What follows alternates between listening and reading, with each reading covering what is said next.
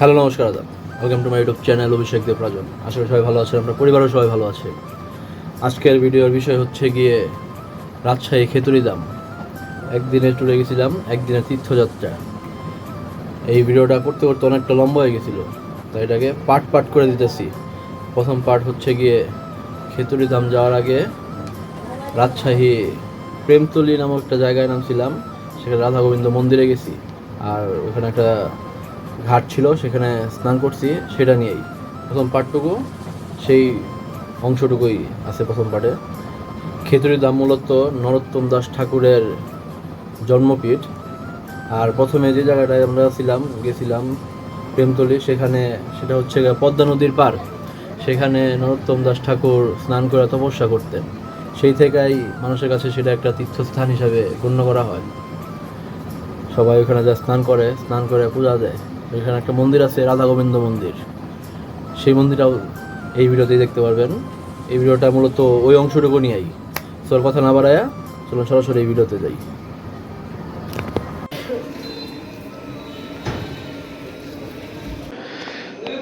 আমাদের গন্তব্য হচ্ছে রাজশাহী খেতুরিধাম। আমরা প্রথম গাড়ি ছাড়বো হচ্ছে গিয়ে কানাইবুল আশ্রমের সামনে থেকে। পরিবারের সবাই যেতেছি, খালি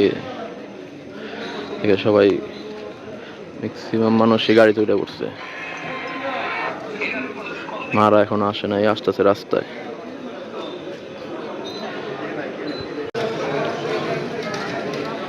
এটা হচ্ছে আমার স্কুল, মুকুল নিকেতন উচ্চ বিদ্যালয়।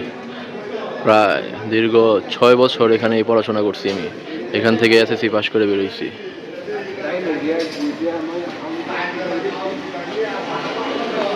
আর এই ঠিক সামনে আমাদের বাস, যেটা দিয়ে আজকে আমাদের যাত্রা শুরু হবে। আমাদের একদিনের ট্যুরটা মূলত একদিন আজকে রাত্রে যেতেছি, আবার কালকে রাত্রে রওনা দিব ময়মনসিংহের উদ্দেশ্যে। ওইখানে খেতুরিধামে স্নান করব, স্নান করে মন্দির দর্শন করে তারপর রাজশাহী কিছুটা ঘুরে আবার ব্যাক করবো ময়মনসিংহ। রাজশাহী এখনও যাওয়া নাই, এই সত্যি যাইতেছি। তবে শহর ভালো মতন মনে হয় ঘুরতে পারবো না।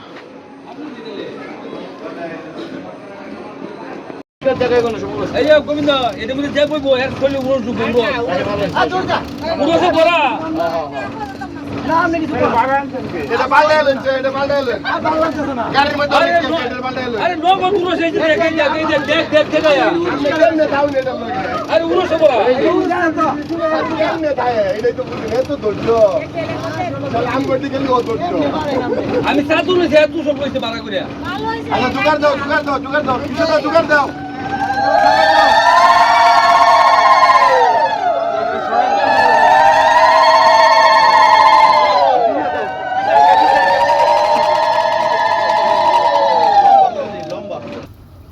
ঠাকুরের নাম নিয়ে আমাদের যাত্রা এখন থেকে শুরু হইলো। রাত বাজে প্রায় 10:40-এর মতো।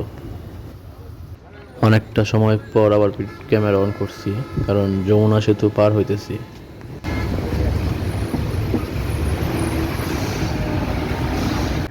এইমাত্র যমুনা সেতুতে এন্টার করলাম।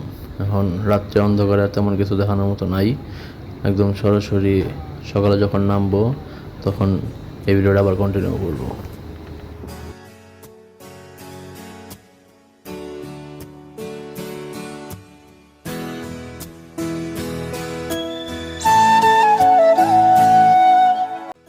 সময় এখন ভোর 5টা, মাত্র বাস থেকে নামলাম।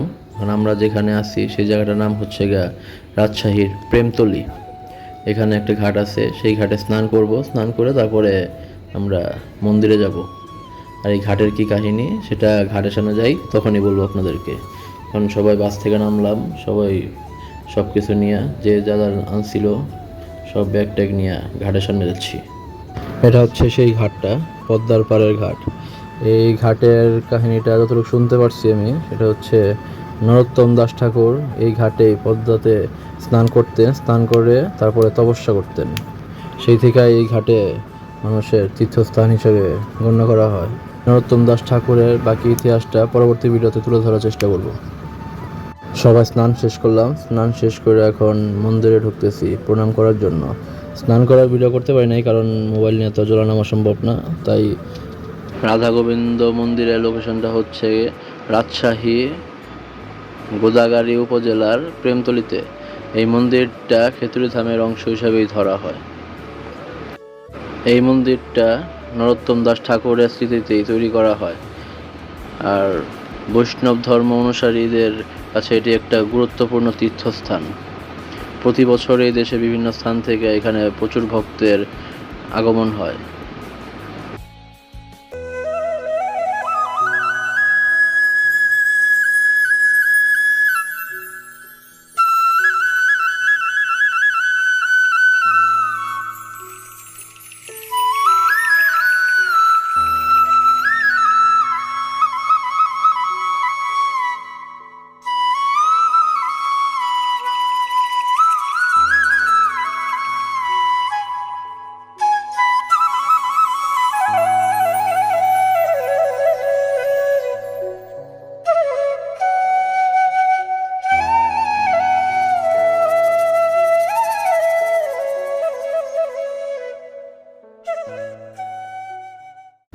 রাধা গোবিন্দ মন্দির থেকে এখন যাচ্ছি মূলত যে উদ্দেশ্যে আমাদের এই যাত্রা, সেই খেতুড়িধাম মন্দিরে। মন্দিরটা হচ্ছে রাজশাহী শহর থেকে প্রায় 40-50 কিলোমিটার ভিতরে একটা গ্রামে। আর রাধা গোবিন্দ মন্দির থেকে বেশি দূরে না, 10-15 মিনিটের রাস্তা। সেই আঁকাবাঁকা রাস্তা, গ্রামের আঁকাবাঁকা রাস্তা। তবে এই গ্রামে এসে দেখলাম এখনও মাটির ঘর এখনও আছে, যেখানে মানুষ এখনও থাকে, দেখে ভালো লাগলো। আর রাজশাহী যেহেতু আমের জায়গা, আমের জন্য বিখ্যাত, তাই রাস্তার দুই পাশে শুধু আম গাছ, আর সেই আম গাছে প্রচুর আম, ঝাঁকে ঝাঁকে আম ধরে রয়েছে। যাই হোক, এই আম গাছ আর এই আঁকাবাঁকা রাস্তা দেখতে দেখতে আমরা মন্দিরে দিকে যাচ্ছি।